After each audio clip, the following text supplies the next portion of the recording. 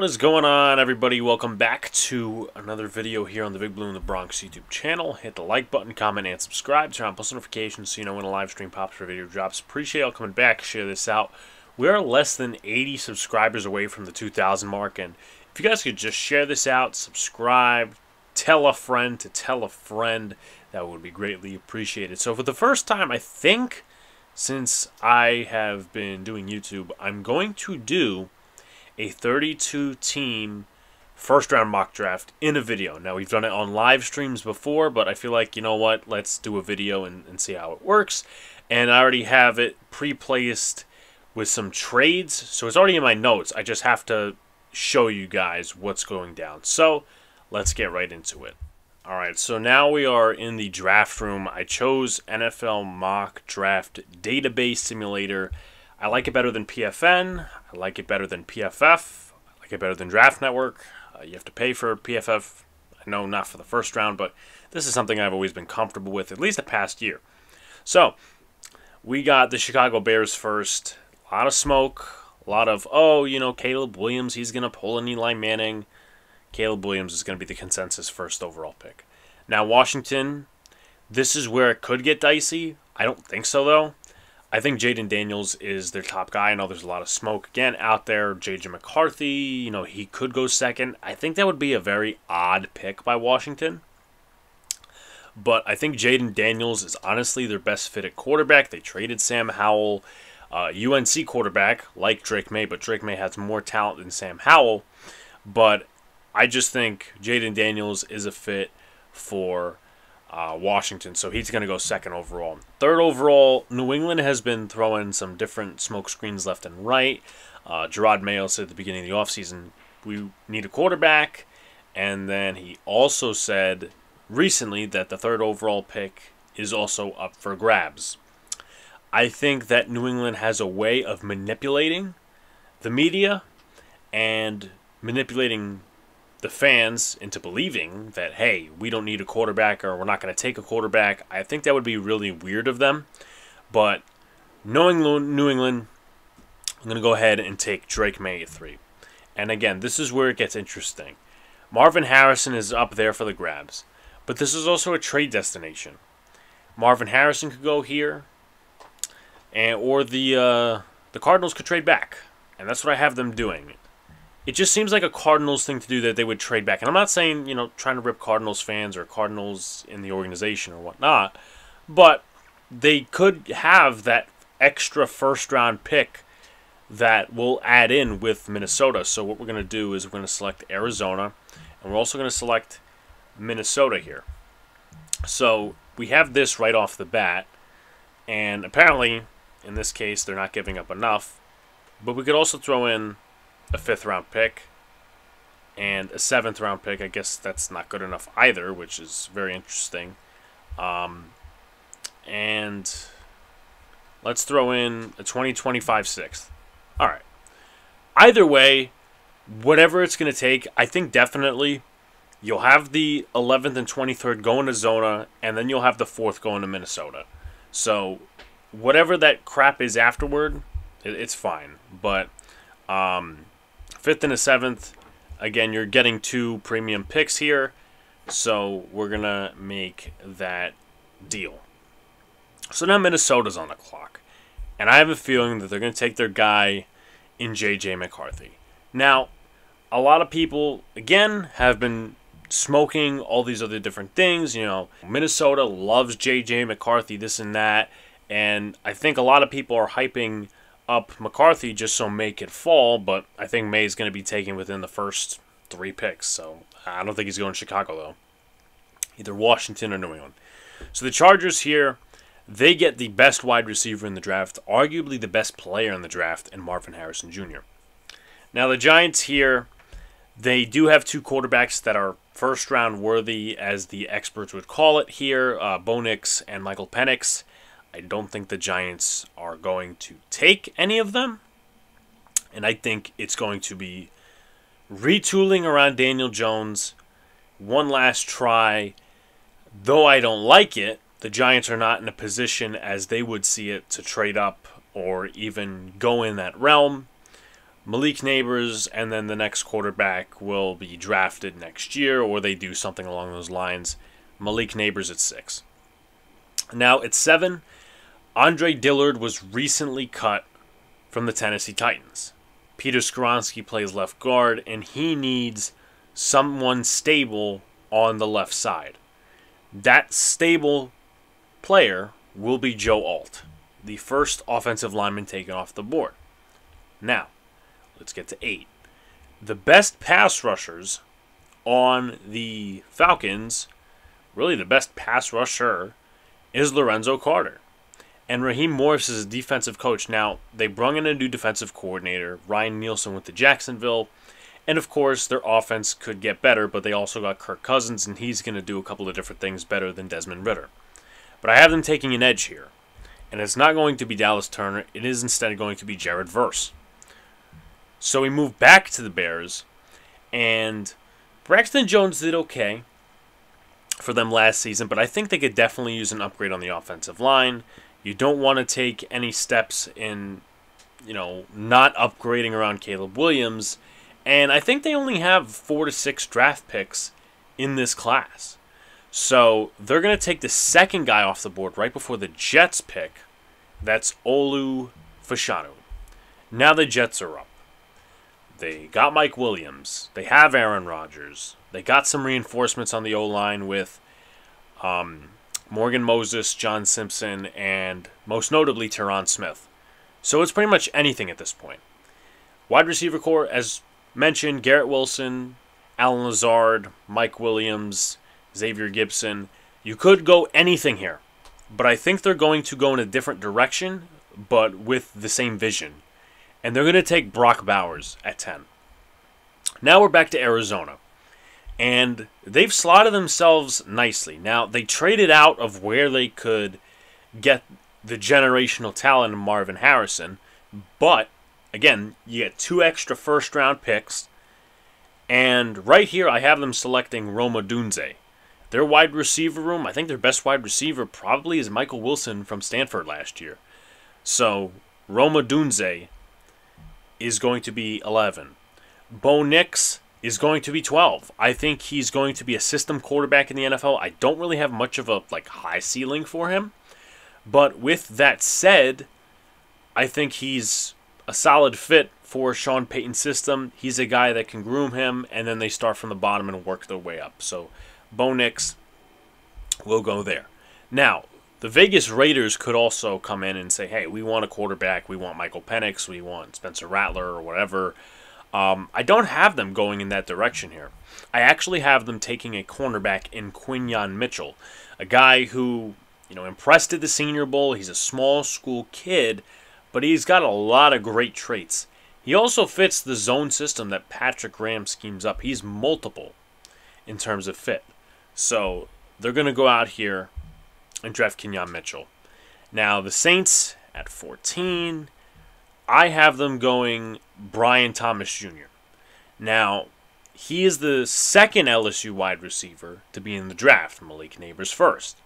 And being second, listen, Michael Thomas is now gone. The Saints need another wide receiver to pair with Chris Olave. And that guy is going to be Brian Thomas Jr. So we move to the Colts at 15 as we're moving through this. There's a couple of different things you could throw out there in terms of needs. Maybe another wide receiver. But I'm going to go defense here. They missed out on L'Jarius Sneed.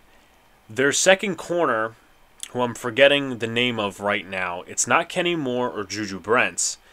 He tore his Achilles last year, and he's coming off of that. So do you really want to rely on that? Or do you want to just say, hey, listen, we're going to bolster up the defense a little bit more? For a guy who's a perfect scheme fit for Gus Bradley's defense. And that's Nate Wiggins out of Clemson. So Nate Wiggins, Kenny Moore in the slot, and Juju Brents on the outside. So I'm going to take Nate Wiggins. Seattle here, they need an edge rusher. They don't really have much guys that are going to be able to get multiple sacks this season. Leonard Williams maybe, but that's just the middle of the defense. Their best pass rushers right now, Derek Hall, Boye Mafe. I think they're going to run a 3-4 under Mike McDonald. under his defense, but he's the head coach. He's also not the defensive coordinator, but that was the system they ran in Baltimore. So I have them taking Alabama edge rusher Dallas Turner. Now we get to 17, and we're going to be redundant on the Alabama name. And it is Terrion Arnold. Now, guaranteed, Ronald Darby signed with the Jaguars for a 2-year contract, and him and Tyson Campbell would be the corners. But Terrion Arnold is also very versatile in the slot, and he also plays very well against the run. And I'm pretty sure Jacksonville wasn't great against the run last year. So we're going to go Terrion Arnold here. So we keep moving down the board. And I think the Bengals are going to take a wide receiver because Tyler Boyd's gone. T. Higgins is franchise tagged, requested a trade. I think it's going to be Adonai Mitchell. Over at 18.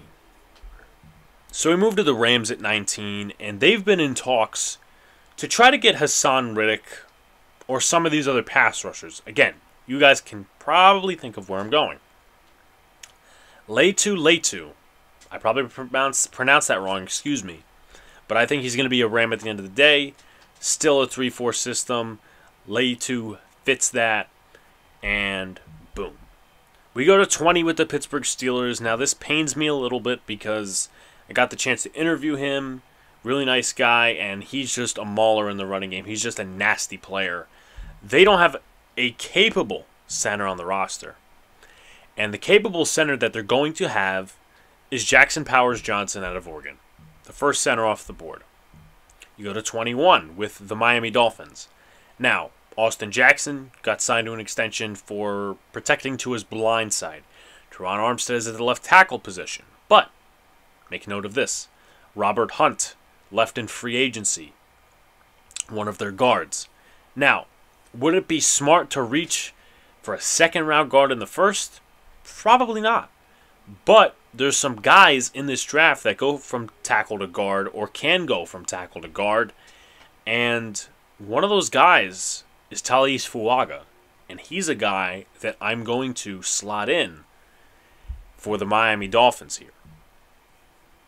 So we get to 22, and the Eagles can pretty much pick whoever the hell they want. There's a couple of guys, me personally, that I have in my own vision. They could definitely take another guy in the trenches, offensive line, defensive line. They could take a cornerback replacement for one of their guys. I'm going to go in the trenches, and I'm going to say J.C. Latham. Now, their slotted replacement, at least on the interior, probably move Juergens or Dickerson over to center, and you have an open guard spot, but right now that's really tied down to Tyler Steen.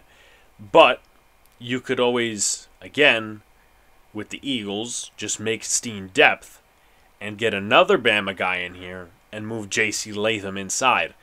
And Jeff Stoutland's the best offensive line coach outside of Bill Callahan in this league, so I have no doubts that they're going to develop him. J.C. Latham over there. So we got the Cardinals at 23 and then again at 27. They're going to get their number one corner. Their starting corners right now are Starling Thomas and Sean Murphy Bunting.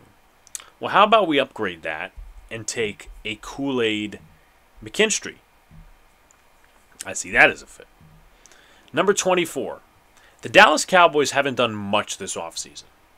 So I'm going to go out there and have them do something. Their guy, Tyron Smith, left in free agency. They couldn't pay what he would make based off of incentives. So, Troy Fautanu, who could play guard but played left tackle for Washington, he's going to do the same for Dak Prescott. Number 25, Green Bay. Now, I was actually considering moving out of this pick and trading it to a quarterback-needy team. I'm not going to do that yet. I'm not. So, the Packers, they got a couple of different needs. Cornerback, maybe.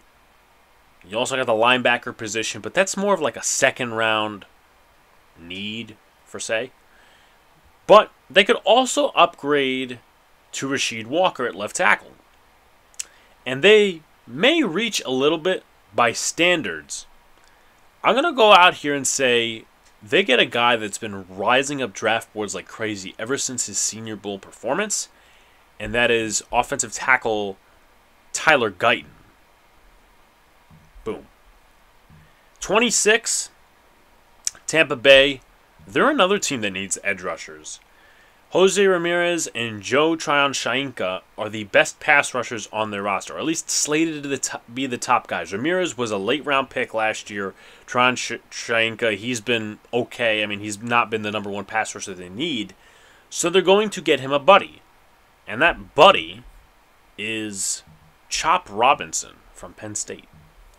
So we may double down on the edge rusher position here because guess what? Arizona has a similar issue. Right? Since Chandler Jones left, really hasn't been the same. B.J. Ojulari and Jesse Luketa are the top pass rushers on the roster. So let's give B.J. Ojulari a buddy. And let's give him Darius Robinson. The Bills at 28. Tre'Davious White left in free agency. They could use some O-line depth. Remember, they don't have a center. Or at least they might have a center, but Mitch Morse gone in free agency. They could always attack that in the second round, by the way. There are more centers. But I think they're going to go defense here. And this guy is a zone fit. Benford and Douglas are the starters right now, but you could always add it into the mix. They're going to take Cooper DeJean from Iowa. All right, so for the 29th pick, I have Detroit giving up their first-round pick for a second, a fifth, and then next year, the following year, 2025, getting a third-rounder. And the Raiders are trading back in. So here's the trade. Boom, happened. They trade back in. And they're going to go get their quarterback in Michael Penix Jr. The Ravens here, there's a couple of different ways they could go. They do need a wide receiver, which could be Xavier Worthy, in all honesty. But they could also use an offensive tackle. And I have them going with Amarius Mims here to take over for Morgan Moses.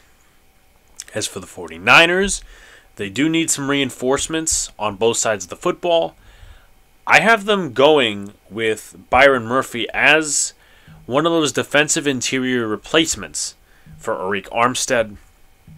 And then the Chiefs, they need a replacement for Donovan Smith. And I think they're going to go Jordan Morgan, the left tackle. So that's pretty much that. Let me know what you guys think of the mock draft. Which players, in your opinion, go where? Which players did I leave out? Again, comment, like, subscribe, do all of the good stuff. Share out, please. Again, we're under 80 subscribers to go to 2,000 subs. Appreciate you guys. Talk to you soon.